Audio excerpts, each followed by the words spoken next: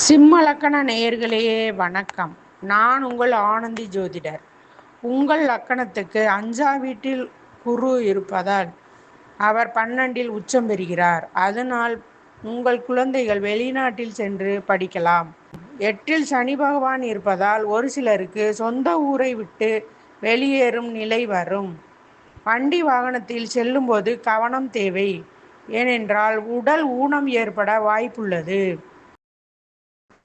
மிதமான வேகம் சென்றால் நல்லது.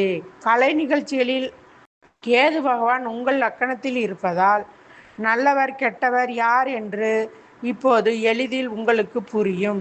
சிலர் அடாவடியாக செய்து பணம் சம்பாதிப்பீர்கள். குழந்தைகள் சிலருக்கு உருவாக வாய்ப்புள்ளது. சிலர் தாயை பிரிந்தவர்கள் தாயுடன் சேர்வீர்கள். 8ஆம் அதிபதியில் 12இல் உச்சமாவதால் எதிர்பாராத பணவரவு வரும். நீங்கள் ஸ்ரீ கால பைரவர் வழிபாடு செய்தால் உங்களுக்கு நல்ல பலன் கிடைக்கும்.